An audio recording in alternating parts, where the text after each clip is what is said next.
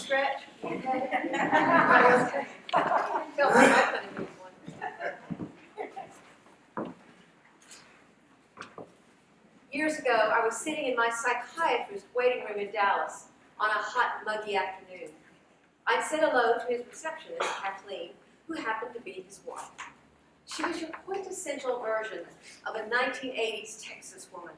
Coal black hair, poofed up Barbie style, jade link bracelets that hung generously on her arms, and you could smell her sweet perfume as soon as you walked in the door. Her smile was warm and kind, and I loved her. That particular day, she came out from behind the glass partition and sat down quite close to me. Can I ask you something? Of course, Kathleen, what is it? Now, you can't tell Raymond, my psychiatrist, that I've asked you this. Okay. And there was a pause. What exactly is wrong with you? She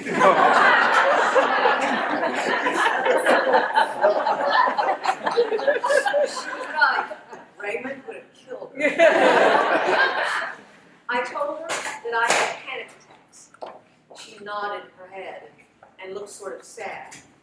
And off she went, back to her perch, quite happy with her newfound information.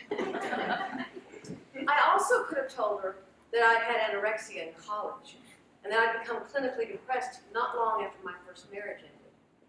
But what was plaguing me at that time of my life was anxiety.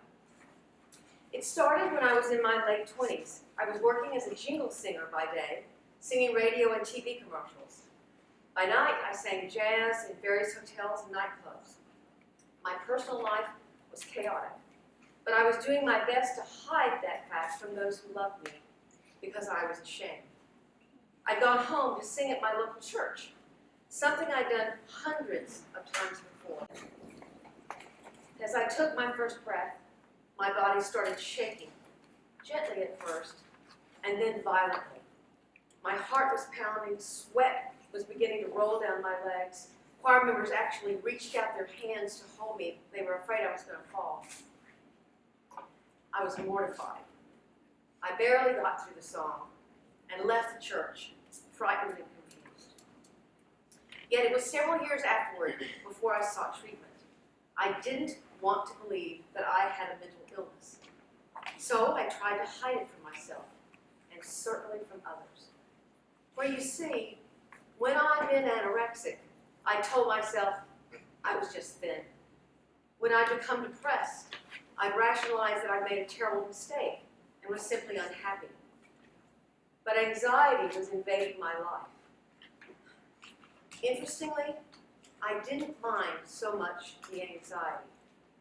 It was the shaking.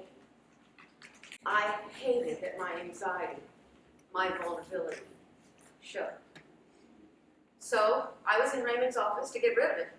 I wanted it gone, out. I hated my panic. It embarrassed me. I never knew when it would emerge. Singing, performing, which all my life had been as natural as breathing in and out, had become frightening. It was beginning to seep into other situations, which now I know is called social anxiety. I felt at seemingly random times like I needed to run away from simple conversations due to a creeping trembling that I knew could grow to immense proportions. Many things changed over the following years. Personally, I started making much better decisions, and I changed professions. Yet 30 years later, I still have anxiety. Perhaps if you've ever talked with me one-on-one, you may notice that I often lean against the wall or steady myself with a chair or with a music stand. That's my anxiety. You might see that at a party, I find something to do. I pick up food or plates. That's my anxiety. And even as I'm writing this, my heart is starting to race. My stomach feels jittery. I feel as I've drunk a bunch of caffeine when all I had was orange juice. That's my anxiety. Tonight, I debated strongly whether I would take the meds that keep my body calm. They're called beta blockers, and they work very effectively with performance anxiety, which I can assure you I have right now.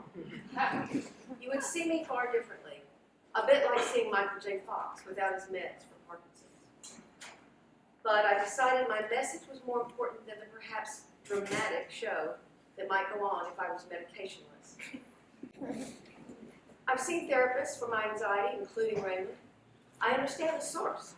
Part of it is genetic, as my mother suffered with obsessive compulsive disorder, and a paternal grandfather I never knew had panic attacks. I struggled with perfectionism, and there's an ever-critical voice I battle inside my head. I'm much better, but I'm not cured.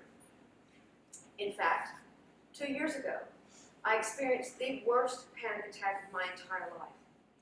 This time, while driving on the highway, I had never had panic driving, and it was horribly frightening.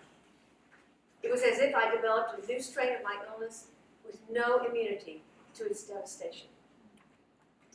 It's been another hill to climb, another opportunity to learn and grow. Because you see, it does no good to hate my panic. That's what I've learned. It's as much a part of me as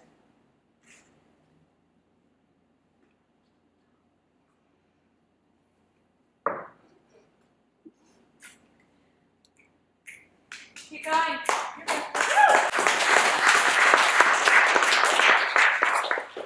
It's as much a part of me as whatever competence I have. It's me and my most raw. It's me and my most vulnerable. But it's me. It's